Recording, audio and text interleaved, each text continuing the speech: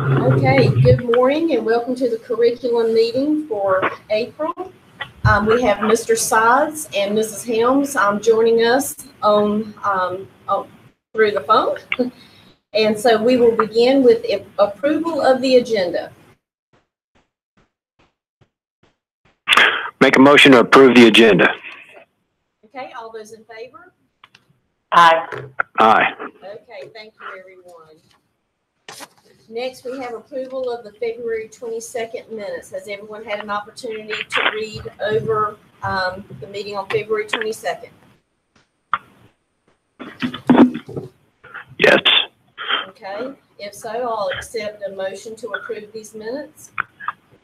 Make a motion to approve the minutes as submitted. Okay, all those in favor? Aye. Aye. Aye. Okay, those are approved. Thank you very much. And we will go to GPA and graduation honors. Dr. Jones. I'd like to say good morning to everyone. And we would like to begin with the Latin honors comparison and have a discussion regarding setting those standards for our graduation honors and recognition. 3 years ago, North Carolina changed their grading scale. And we went to a 6-point grading scale. And in that time, students that began 3 years in 9th grade, they operated under that new scale. 10th, 11th, and 12th graders, they kept the former scale because once you begin that, you phase that through the progression. So those 9th graders now are 11th graders and will be seniors next year. And so we, as well as districts around the state, are needing to establish what our new threshold and grading scale would be for recognition for cum laude, for magna cum laude, and summa cum laude. We've looked at comparisons across the state. We've talked with our principals, and we've run some data. So we want to present that to you this morning. I did send copies of these to Ms. Helms and Mr. Sides. You should have those to be able to follow along. I'm going to ask Dr. Healy to talk us through this process, and then we're open for input and discussion. Ready to turn on your mic. All right, so the first thing we did was go back historically and look and see what the percentage of the students were that were receiving these honors over the past 3 years. And so you can see those percentages in each of the 3 categories. And then we ran 2 different scenarios on our current juniors, and they had 1 semester's worth of grades for this year. That's as far as they progressed. We would do the same thing again at the end of the year when we have both semesters. And so we ran 2 different scales. You see there, scale A was having cum laude as a 3.5, then magna at a 4, and summa at a 4.5.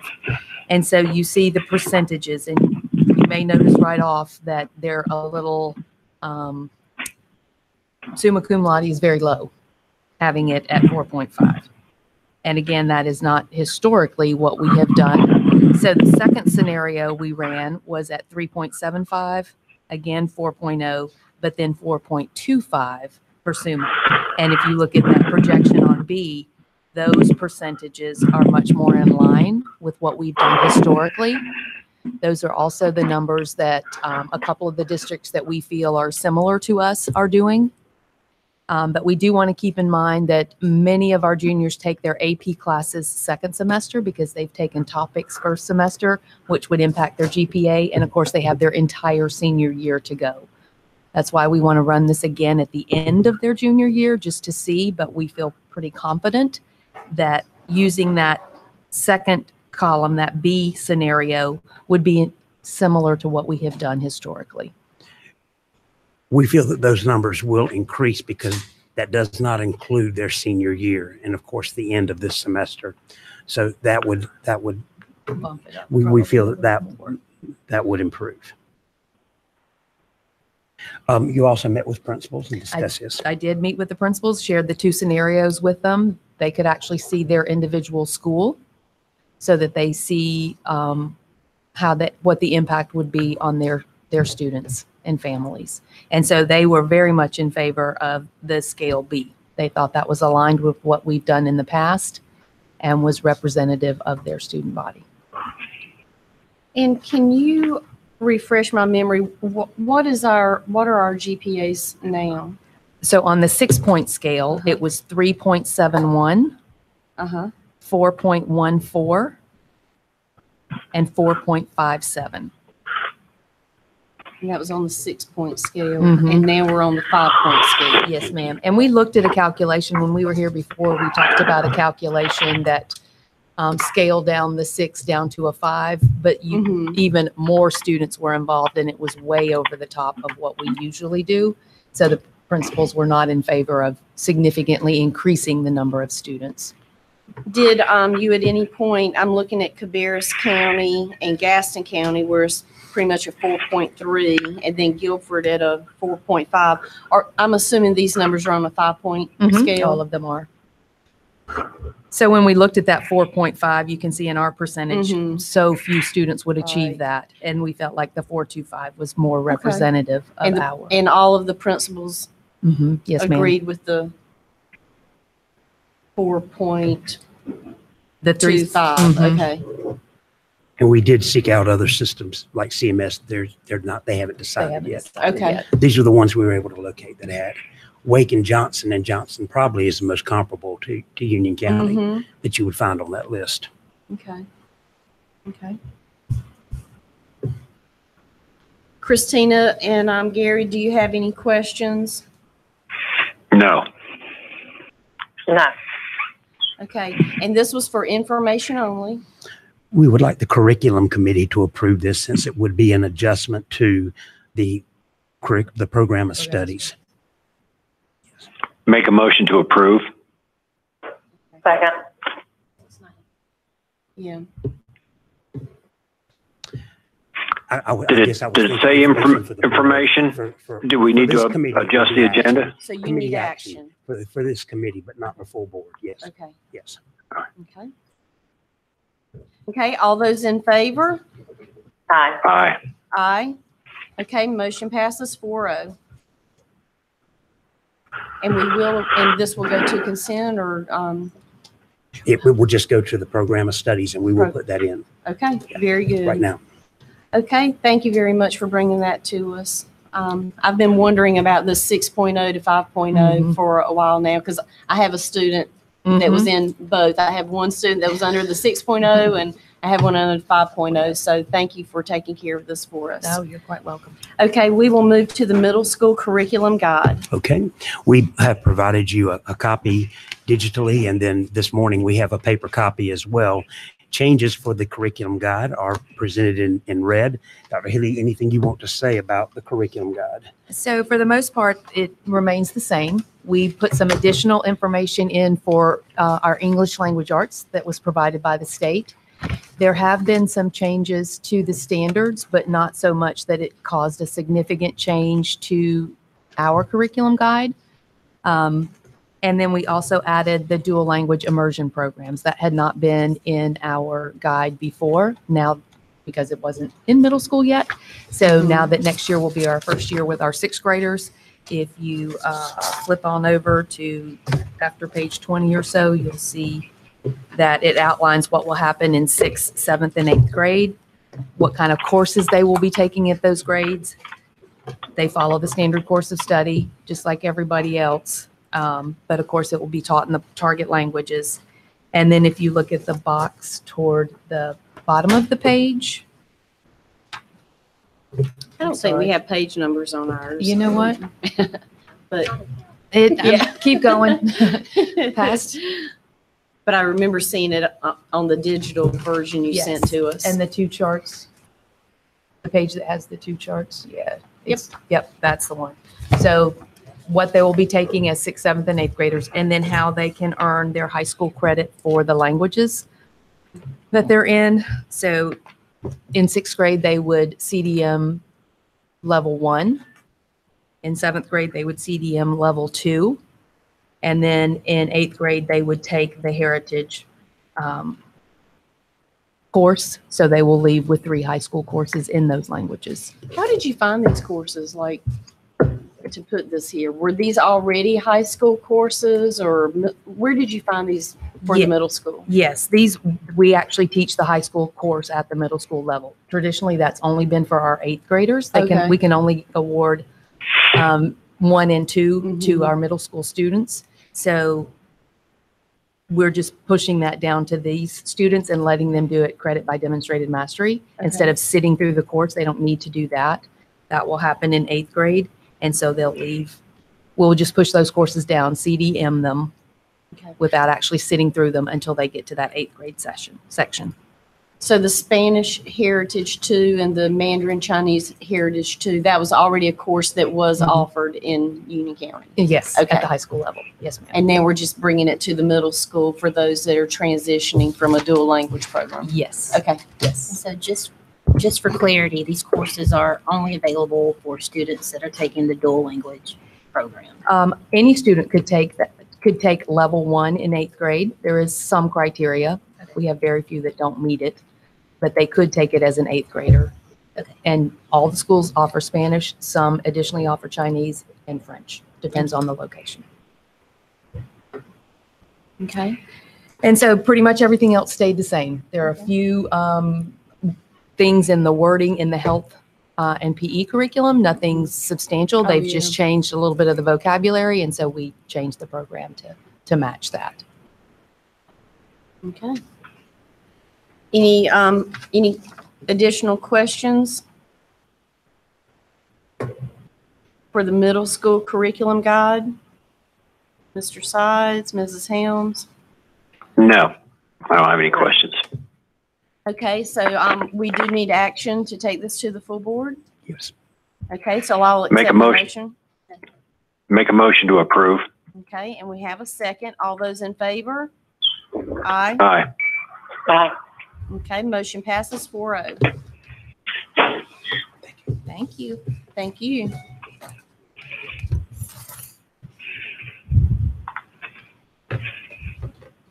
Good morning. Good morning. Okay, we will move now to the healthy reproductive education materials. Okay.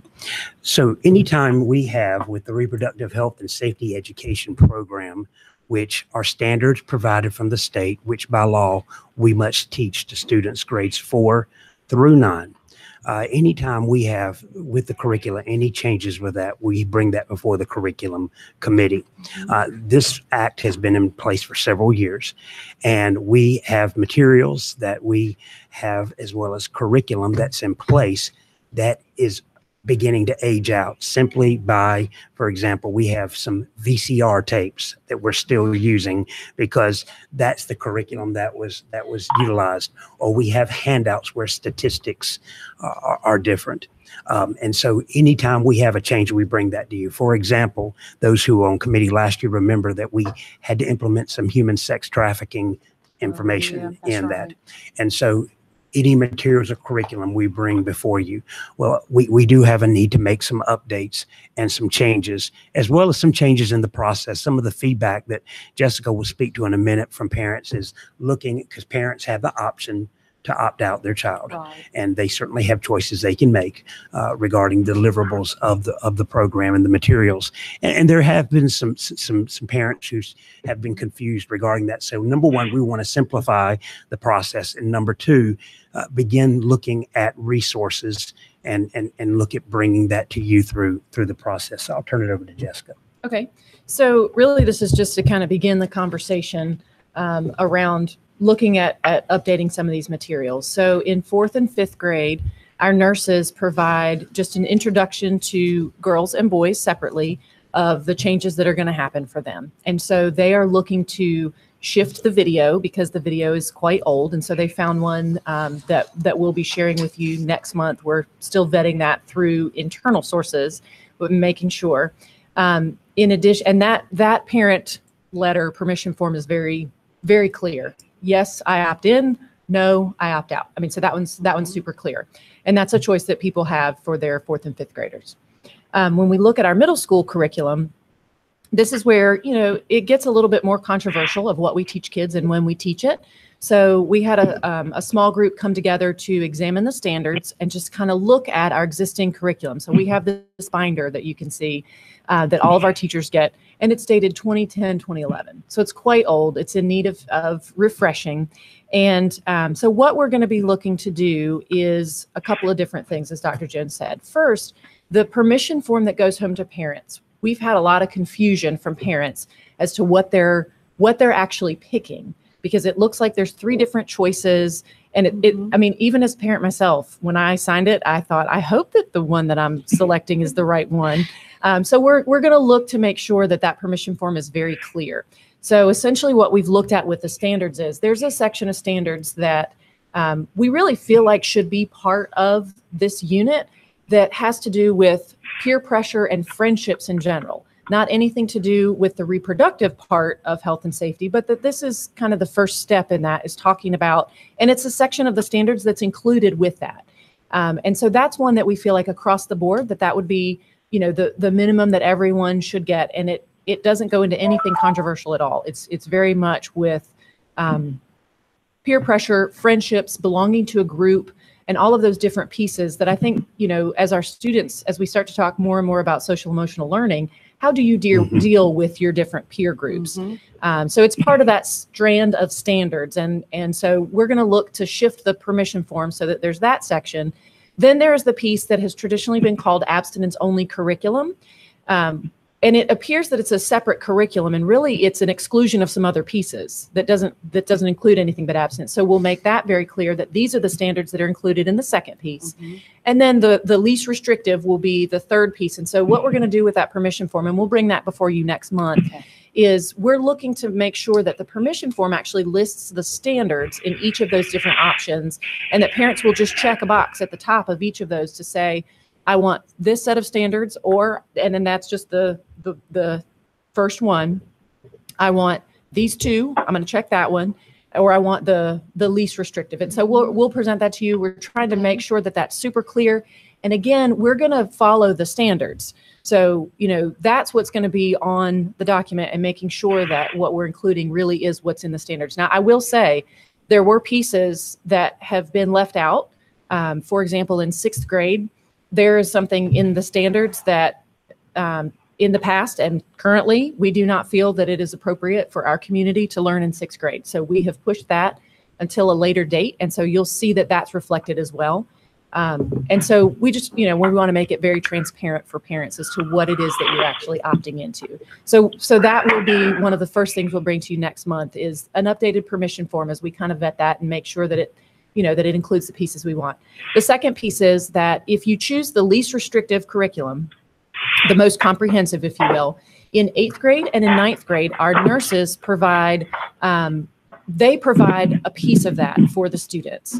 And so they are going to, they're working to update their PowerPoint. They're not going to change any of the images in there. They're going to change the theme of the PowerPoint because it looks really outdated. And they felt that the order of the slides didn't make as much sense as it should. So they're going to update the statistics to make sure that we bring those into the recent numbers. They're going to shift the order a little bit, and then the theme, it just looks really dated. They will keep all the same pictures and all of the same content, so none of their content is shifting. So they're working on that. And again, that's the one that parents can opt out of if they are not interested in seeing that, because, we have the nurses present that. It is the most sensitive of the content. And so that's in the most, if you choose the most comprehensive, that's a piece of that. So they're working on that. And again, no change in content at all, just the order that it's presented, the statistics, and the PowerPoint theme, if you will.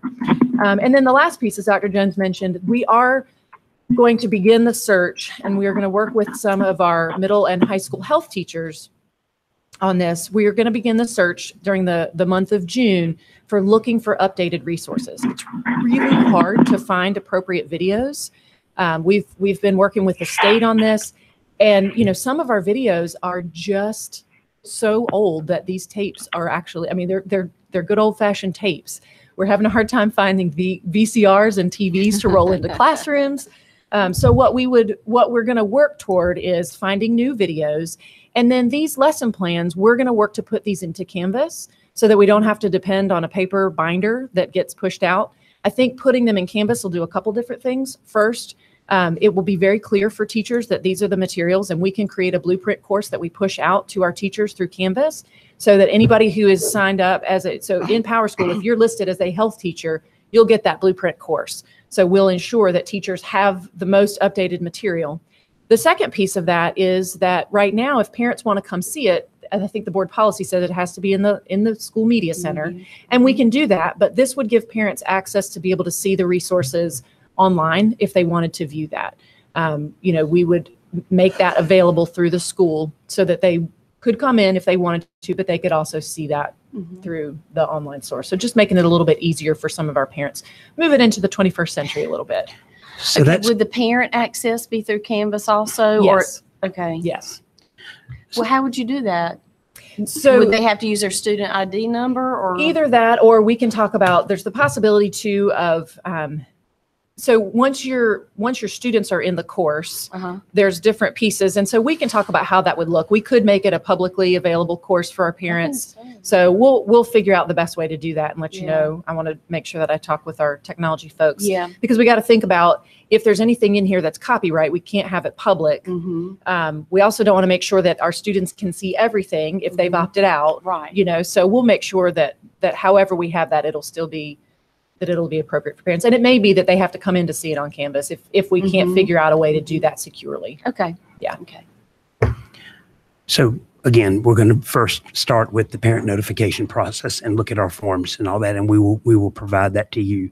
Then the next piece will be the curriculum materials, and we'll begin that this summer, and we will take our time through that process, making sure that you have the time to view those materials before curriculum committee and the process, and looking also at review that parents could possibly have as well. So we will step you through that process, but that's what we wanted to share with you. And maybe I just would like to make one other comment. There's also came to our attention last week that there's a national sit out that happened last week. I don't know if you heard about it, that has to do with sex education curriculum nationally. And we actually had a couple of parents in our district who signed the letter and presented that to their principal. And, one of the things that we're looking at, there's some concerns about controversial content that is being taught in public schools. And so, as part of this curriculum review that we're doing, we just want to make sure that, the North Carolina standards do not include the controversial content that was mentioned in that letter. And so we just want to come through it again, make sure that we're staying true to the standards, and that we can feel comfortable saying to our parents, which I feel comfortable at this point saying, the things that are mentioned in that sit out letter, we're not teaching our students. So you mentioned earlier that there was some 6th grade content that was determined by UCPS, whoever this task force was, that was not appropriate for our school district. Correct. Was that from the North Carolina standards? Yes. Okay. Yes. And it just goes a little bit farther than I believe the curriculum committee was willing to go when this was approved. And that's been true since these standards came out in 2010, that 6th grade standard has been bumped to 7th or 8th grade. Okay. So with this national sit out, so if people start talking across the state, is there any information you might want to provide to the board later so that we will be able to say, well, that's not in the UCPS? We can, I received a copy of the letter and I was not aware of the sit out until the parent brought it to one of our principals, and then it came to our attention. But I can provide you all with a copy of the letter. Just so we know you can see what it what is. did the state approve that we chose not to put into our curriculum? I think it would be helpful to our board so that if parents start complaining or hearing things around the state, we can immediately hedge that off in our communities and say that we have chosen not to put those state standards into UCPS. Yeah, and I think the 6th grade standard is, if you read it face value, it's not super controversial, but when you dig into the unpacking, there's some concepts that aren't really introduced until 7th and 8th grade. So did we choose to put it into our 7th and 8th grade? We did. Okay.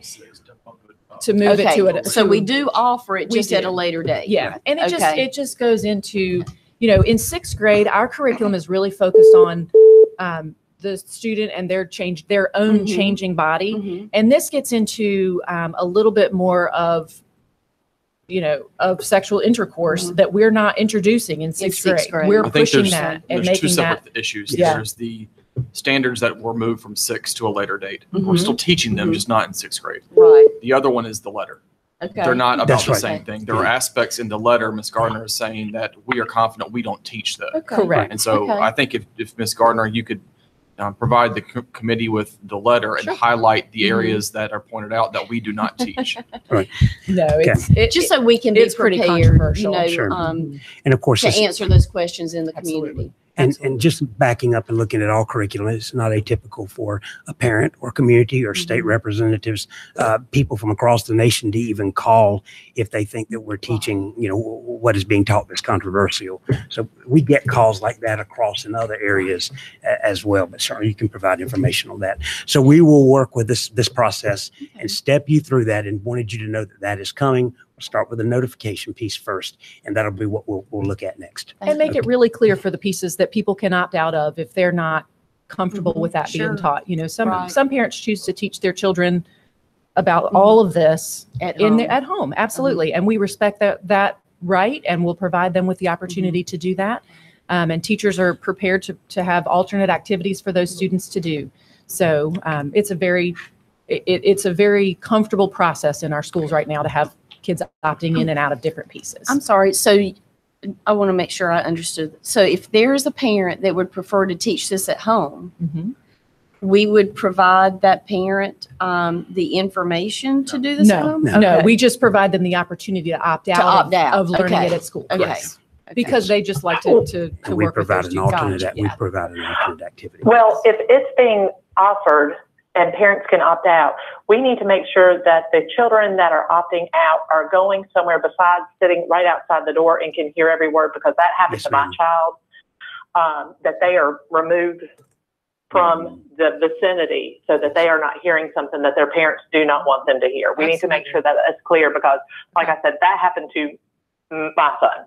We will definitely address that as part of the refresh of the course materials and providing information for teachers as far as procedures for students who opt out. We will make sure to include that in that's a great point. Thank you. And I will Great, thank say, you so much. most schools, and I can't speak to all, but we will address this with all, most schools usually send students to the media center with an alternate activity that they're doing research on some other aspect of health education outside of the reproductive health and safety piece. And so we will make sure that is a formal procedure that they go out. Definitely. That we have something in place. at the school. Absolutely. Yes. We'll take care of that. Okay. Well, thank you for this information. Absolutely. Thank you. Okay, next we'll have digital resources purchases. And following for the paper copies that you have, following that, we have information on digital resources. We present 2 resources that we wish to renew for the upcoming year. First one is Myon.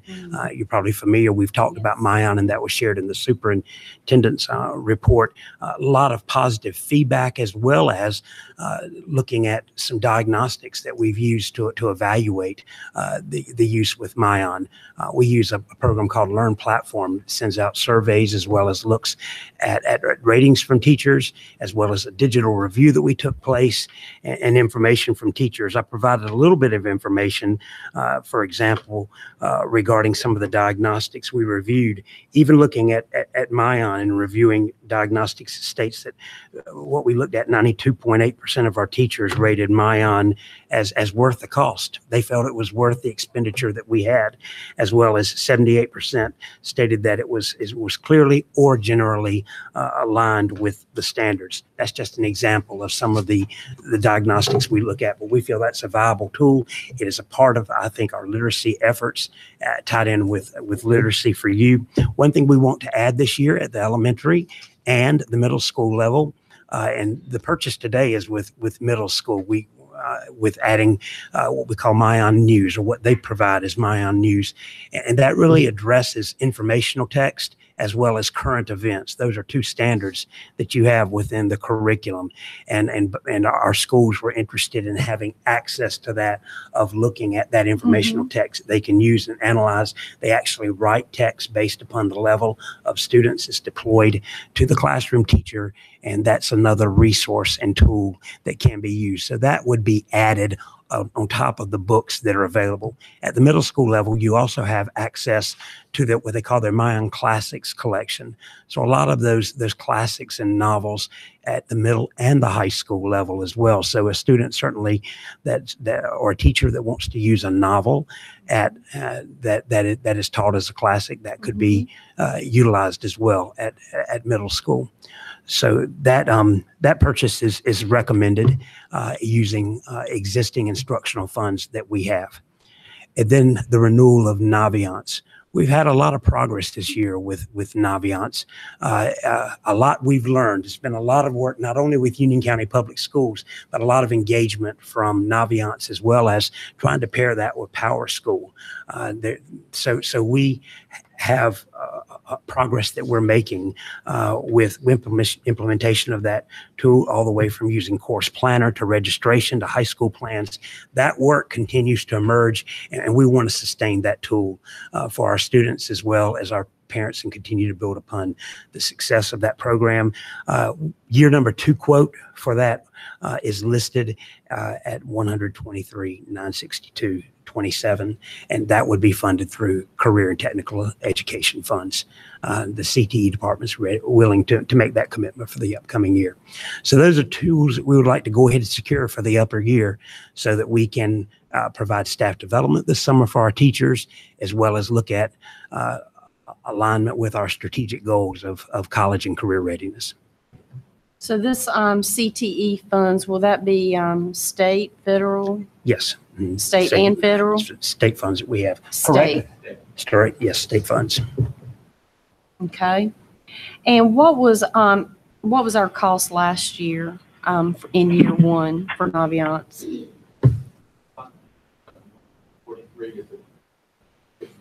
43 first year, 123 second year, Uh-huh. like 112 or something like that. Okay.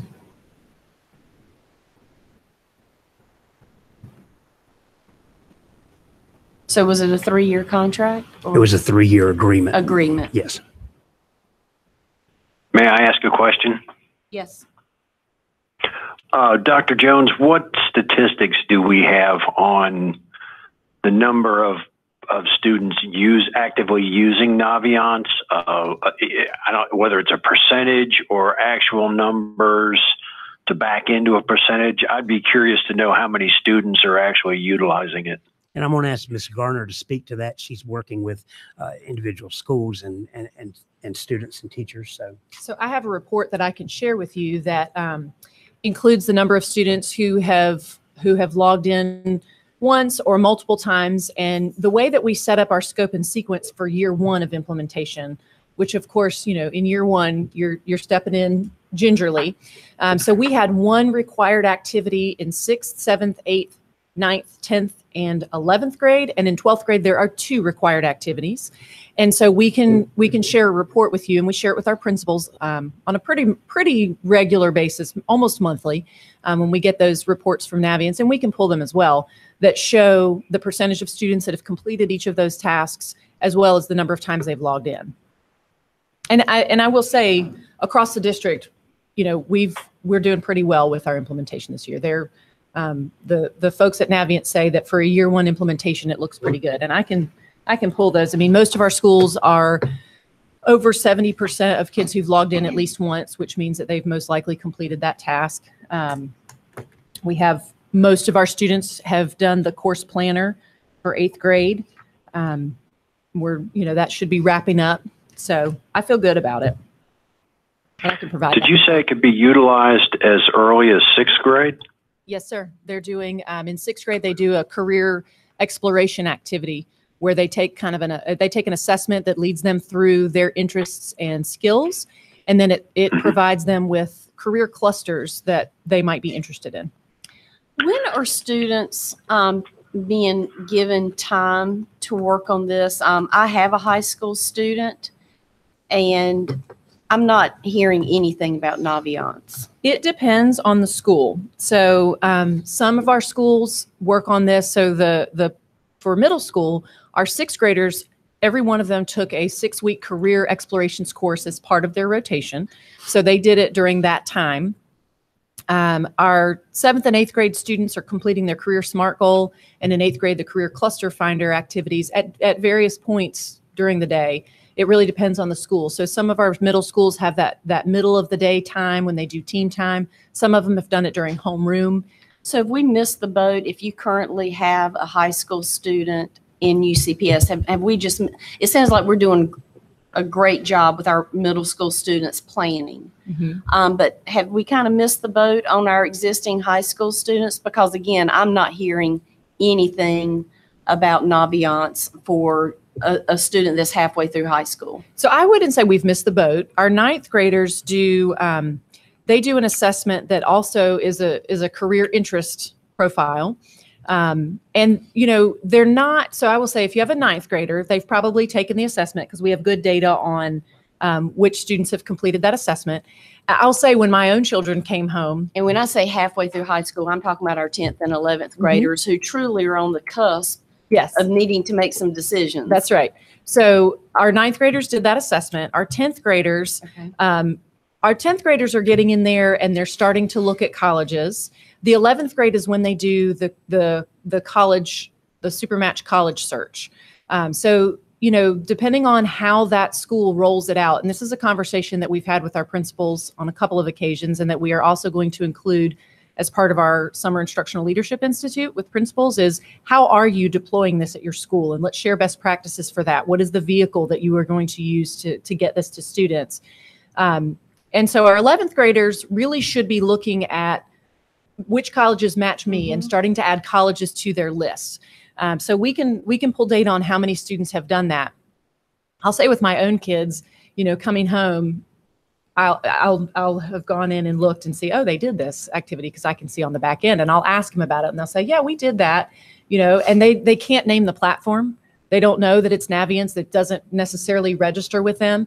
So I would ask them, you know, are you searching for colleges? If you have an 11th grader, are you going into Naviance and have you searched for colleges through there? Because it's a great tool. One of the things that our schools are doing in the next month or so, throughout the month of May, they are having meetings with juniors to prepare them for how they're going to use Naviance as seniors. So our current seniors this year, we adopted Naviance a little bit too late in the year to connect it to the Common Application. And so we're preparing our counselors. They had training in March. And then actually yesterday and today, our Naviance consultant is visiting individual schools to work with counselors to help them make sure they feel prepared to use this with their current juniors, upcoming seniors. And so they're all having meetings with their juniors over the month of May, kind of as they do that end of year wrap up on what are the things you need to be thinking about over the summer. What is this going to look like in Naviance? And it's really, they can start adding colleges to their list. And then they will, when they come back to school, they'll create their Common App account and they'll have to match that up with their Naviance account. And so counselors will take them through that. In the recommendation letters. And then they'll show them in the fall, which we're not going to, they won't mention that in the spring yet, but in the fall, when they come back, they'll have meetings with juniors as well to talk about how they will request transcripts and letters of recommendation through Naviance. I think I can see where Ms. Merrill's coming from on her questions, because we did begin implementation efforts a little bit later in the fall semester than we would have liked. I have formed a college and career readiness advisory board of middle high school staff, principals, and key senior staff that these folks sit on. I met with them yesterday. And I think part of what we're working on is ensuring that our principals and teachers understand the reason why. Why are we doing this? I'm a little bit concerned about this notion that we've got this tool as an effort of compliance and that we just check the box and we've been there, done that, as opposed to clearly making sure our kids know how these resources can benefit them. And to be honest, the tool itself is really designed to help your middle school kids understand how to appropriately plan for high school. So you're going to have a little bit more robust experience this year in your middle schools compared to maybe in your high schools. And over time, as we grow this, that experience is going to continue to become even more robust when you get into high school, because you'll have your 4-year planner. You'll be able to link that to matching of colleges and universities. So it is a rollout over time, but I can understand why you might feel that. Well, as a parent, I just want to provide some feedback and some things to consider. Okay. And Mrs. Helms, jump in if you want to help me out with this.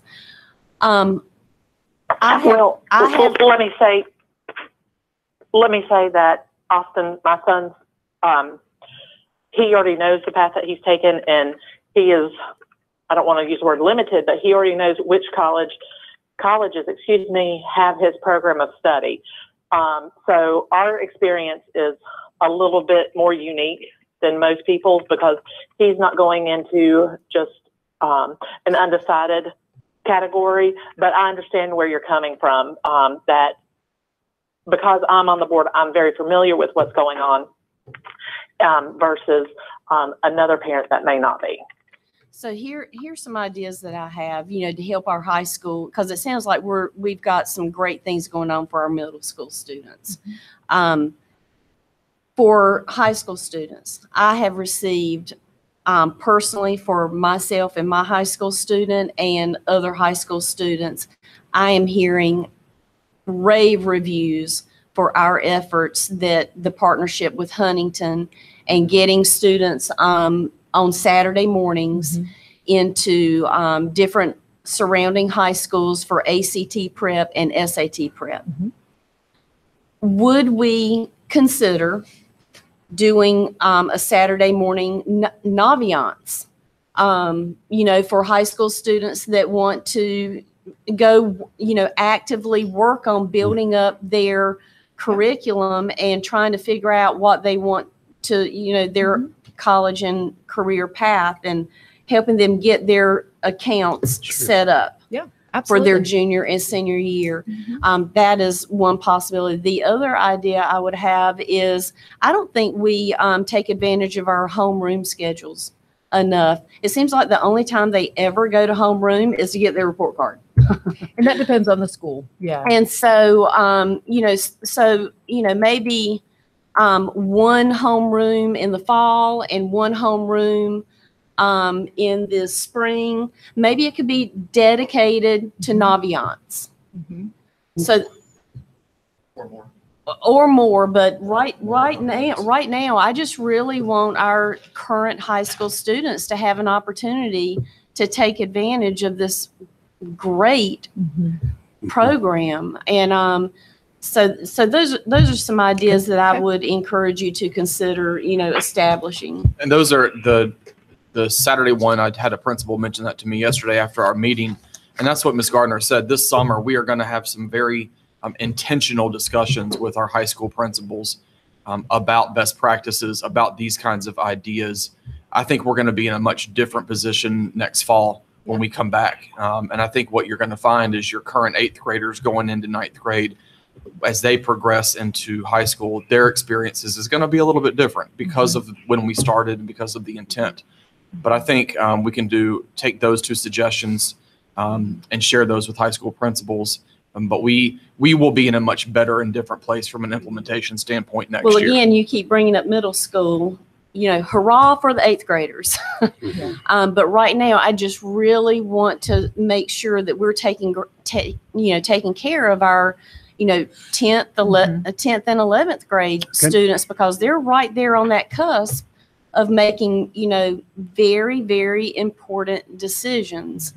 And, so I would just like to consider, something along the same lines as the Huntington. And I heard there was a phenomenal turnout for the ACT and SAT prep. I mean,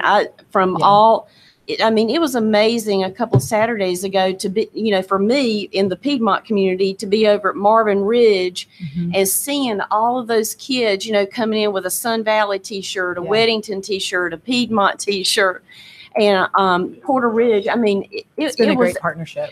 And to see those kids coming out, at noon, jumping and, excited, and, they weren't completely drained. Yeah. you know, They're- from the experience. It was a positive experience. They do a great job. They're a wonderful partner. I'm not sure if the board knows as well, but Huntington has taken the lead to do book drives for some of our low-income communities. They have donated hundreds of books to Marksville Elementary, to elementary schools here in Monroe. I can't remember which ones offhand, but they continue to be a great resource for our community. Do we foresee this continuing with Yes. Huntington? Yes, in You fact, know, next have. year and the next year? We have a meeting set up with them Wow. actually in the next couple of weeks to talk about what that partnership looks like next year. And we want to share ideas. One of the things that we noticed was we had 2 ACT sessions in Mhm. February leading up to the ACT, and then one kind of on the western side of the district and one on the eastern side. Same content, kids could pick either one. And then we had the same thing for the SAT in April. And we noticed that participation as the spring went on for the SAT waned a little bit. Oh. So, I mean, we had at our first one at CATA for ACT in February, I think there were almost 80 students there. And, you know, down to the very last one, I think we were down to maybe 20, 25, which is still great. I mean, I'm still very pleased that we had that many. So we want to just talk about how can we advertise better? How can we get more kids out? Is there a different time when we can look at doing this? That'll make more sense. So yeah, that partnership is alive and well, and that will continue. So one, I want to commend you because what an amazing opportunity to provide our high school students. So I At no thank cost. you. And I cannot say thank you enough to your team and to Huntington for this partnership. I am thrilled to hear that they're willing to continue this offering for next year and the year after. But I primarily bring it up because we have families and students who are willing to show up on a Saturday morning. So I just want to offer that as a connection back to Naviance, that we have students that are committed to their education and career planning. And so if we have an opportunity on a Saturday morning and or homeroom sessions in the fall or the spring, to get them caught up with Naviance, I think it'd be a great opportunity for them. We can do that. Well, I'm going to kind of segue back to literacy really quick, just to remind this idea of expanding Mayan as a resource and Mayan News to middle school for next year is really, really important. The board has been very supportive of this idea of a balance of digital resources and print. Right. And we have made significant purchases for K through 2 last year for books and 3 through 5 this year for books. And our next wave is looking at nonfiction and novel type books for middle school. Our middle school teachers and principals are very excited about that idea. So I think my point is with literacy in middle grades, we have a really good progression right now moving K through 12. And we will come back to this committee in the fall with a recommendation of the purchase for the books for 6th, 7th, and 8th grade classroom libraries. I think it would be so exciting when you mentioned the novels and the classics. I mean, I would love to see that, you know, with our high school students in our AP, you know, English classes, or, you know, I know every summer I am ordering a book for English 1, 2, 3, or 4. So as opposed to going on Amazon and ordering a book, how great would it be for that required summer reading to be online? So, And that quote includes staff development. So teachers will receive training in the kickoff, particularly your middle school teachers, on how they can take the books across the curriculum. and encouraging our English teachers and honors and AP to select a classic off that list. Yeah. So, This is also an important timing because when the board approves this, that'll mean that we'll have no gap in delivery. Over the summer, kids will continue to have access to these resources, which wonderful. there won't be a stop, which is good. I have a Naviance question. yes, Mr. Sides.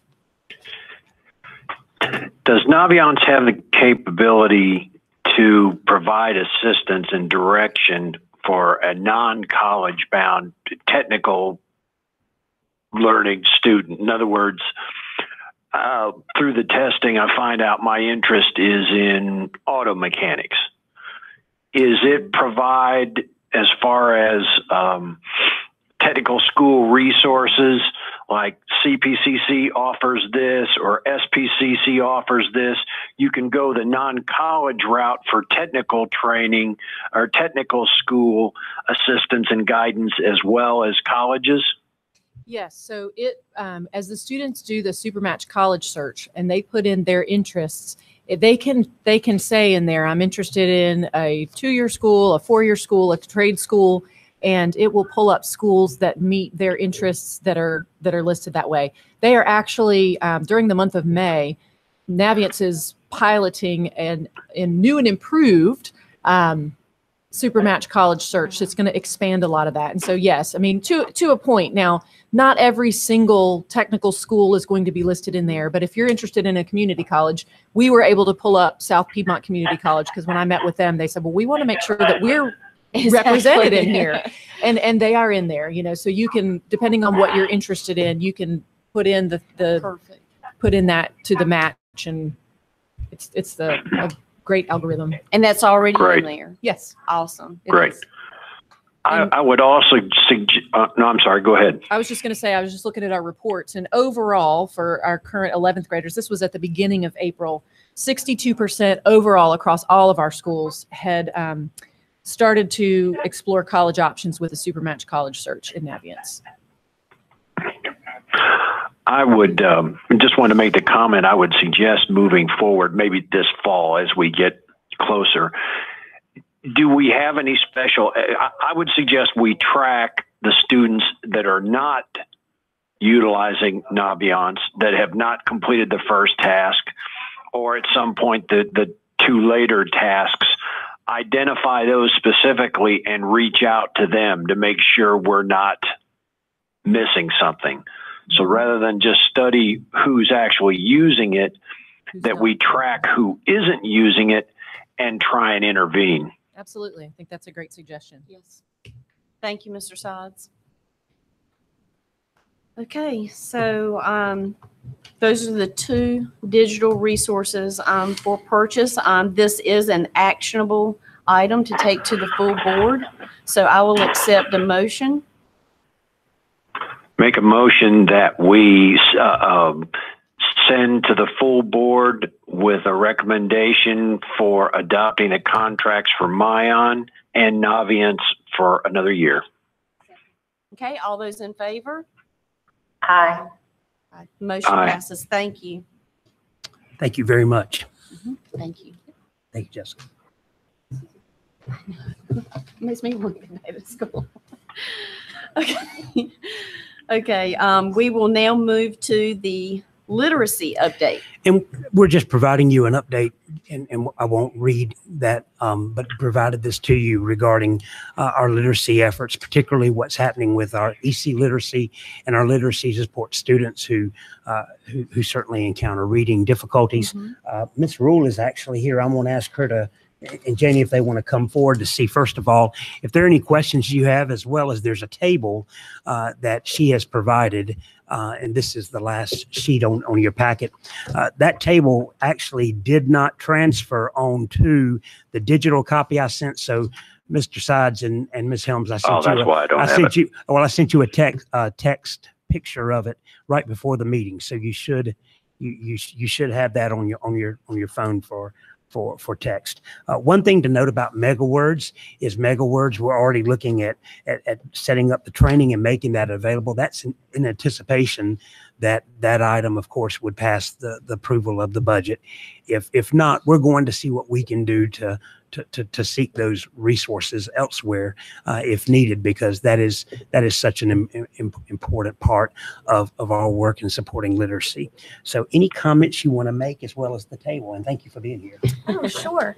Do I push this? It's already in. Okay, so if you guys will turn to the last page or look at the image that was sent to you that has the table, I just kind of want to explain what that table is showing. It is showing the SPIRE data from the SPIRE growth from the beginning of the year data to the middle of the year data. Our teachers right now are in the process of collecting data, or will soon be collecting data for the end of the year, so that we can determine growth for our students in SPIRE across the whole year. What this shows is the growth that students made within a 13-week time period. So this was the average number of weeks that each student was spending in this intervention. if you look at this, you're going to see that there's a column for guided reading growth. That's when we talk about the levels. They're an A, a B, a C, a D. Does that make sense? And it corresponds with a certain grade level. So for example, a J would be the end of first grade. Those can be converted into points depending on how much a child is expected to grow within each school year. And so that was determined in order to find out how much growth a child had made in their guided reading level since the beginning of the year to the middle of the year. And if you look at the numbers there, the majority of our students have made about a half year's growth in that 13-week time period, which honestly surprised me, especially from the anecdotes that I was getting from teachers last year that said that kids typically flatline for a while until they get a lot of the skills they need, and then we see a huge jump. And it's not saying that we still don't see that, but what our data really is showing is that our kids are slowly growing throughout the implementation of SPIRE, which is really, really encouraging. If you look at the next column, you're going to see phonological awareness growth. The teachers administer the PAST assessment, which is the phonological awareness skills test, and it breaks down lots of different components of phonological awareness. What this is showing is how many additional items or skills the child has acquired since that beginning of year assessment. So from the beginning of the year to the middle of the year, the average kindergartner gained 11.288 skills. Does that make sense? In phonological awareness. How many skills are there? Well, the number of items, oh gosh, I would have to look at the particular assessment. Okay. There's something like 14 subtests, and each subtest has about 6 items within each one of them. Okay. So there's a lot of them. So this is big. Yes, it's a lot of growth. And you'll see your average growth for K through 5 down at the bottom. I also was able to determine the phonics growth of students. The teachers administer the core phonics survey to their students, and that does the same thing as the phonological awareness. It tells you how many additional items the student was able to answer correctly or decode correctly using that assessment. So just kindergarten as an example, the average kindergartner was able to read 23.35 additional words than what they were able to read on that same assessment at the beginning of the year. Wow. So that shows, to me, that our implementation of SPIRE is having a positive impact on our students who need it the most. Okay. So this is what we have learned with the students that have been identified with reading deficiencies or dyslexia or some type of reading challenge. If we're seeing this type of improvement or growth in those students, would it benefit all kindergartners, all first graders? I mean, what are your thoughts on this? And I just want to clarify the bottom line here, average growth for K through 5. That's for students without reading difficulties or dyslexia? These are with reading difficulties, so it's taking those numbers. Okay. The curriculum in the program is specifically designed for EC students. Okay. So applying that to all kindergartners, I do not think would be in our best interest. It is designed to specifically target deficits in our EC population. That is correct. It's systematic and explicit, and it's slower than what Gen Ed and students with dyslexia are in this program. That's correct. If they are EC eligible. Okay, EC eligible. Okay. So thank you for putting the information together and describing each subcategory. But for me personally, can you, I'm sure everyone else would be appreciative as well, but can you provide us with a description of each subcategory? Sure. Do you want me to just tell you the description? Typewritten. Oh, email. Yes, I'll be glad to. I'll be glad to. Yeah, email would be great. Do you have a similar chart Jones? before? I'm sorry.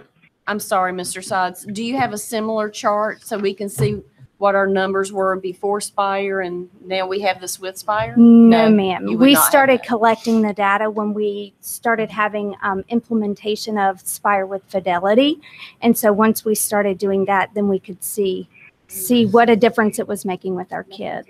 So there's no data for us to know where these K through 5 students, what their reading growth was prior, or we didn't have objectives or goals before Spire to know what we wanted our reading growth to be, to see how well this is exceeding that. We did. We didn't use the same measures Okay. to determine their growth, so okay. you're not measuring You're not apples to measuring apples. So yeah. it's really difficult to determine that.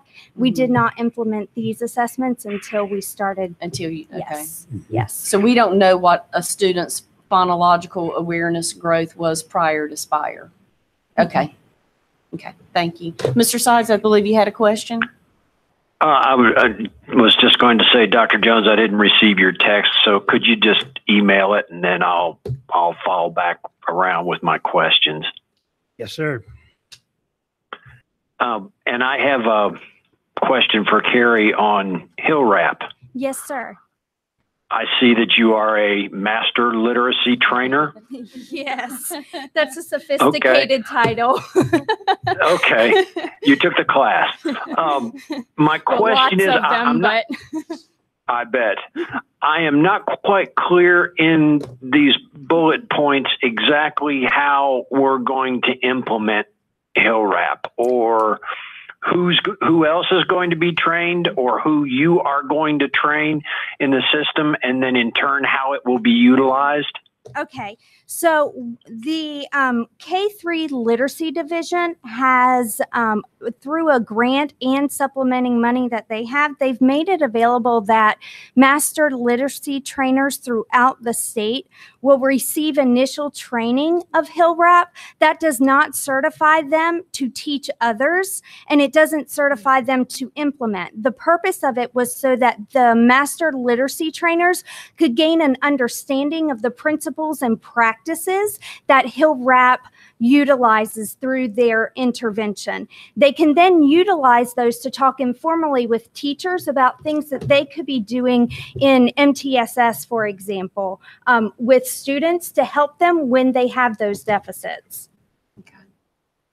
Okay, so you can't use, you are formally not going to implement HillRap. No, but sir. there may be bits and pieces of it from the training, which will be of assistance in certain situations. And so you're going to use that acquired knowledge from the master literacy training to implement on a case-by-case basis. Is that?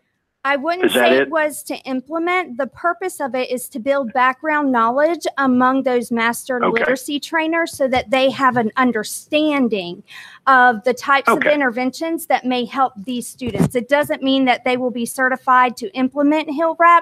It's just giving them that broad background knowledge that they need.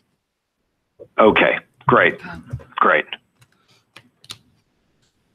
Okay, any other questions? Okay, that takes care of literacy update. We will discuss the next meeting date and items for action to the Board of Education. The last Thursday of May is the 31st. 31st, 9 o'clock. I'm good if that's good with. May 31st at 9 o'clock. If everyone wants to check their calendar. That's good. Okay.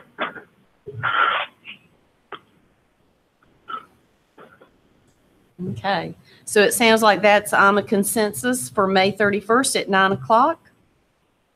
And just double checking. Sounds good to me. Just double checking the middle school curriculum guide and the digital resources go onto the board. Okay, so digital resources and the middle school curriculum guide will go to the full board next week for the May meeting. I'll take them to Ms. Malarkey after this meeting. Okay. Thank you. Well, how about the funding for the digital resources? That was that's already included in the budget, correct? So it does not require a separate vote. That's existing funds. Yeah, so I believe Mr. Dr. Jones said that the middle school curriculum guide and the 2 digital resources will go to the full board Tuesday night. Okay. Okay. And those will be on consent? Yes. Okay. If that is all, I will accept a motion to adjourn. Make a motion to adjourn. All those in favor? Aye. Aye. Aye. Okay. Thank you both for joining us this morning. Thank You you. bet. Have Bye-bye. a great day.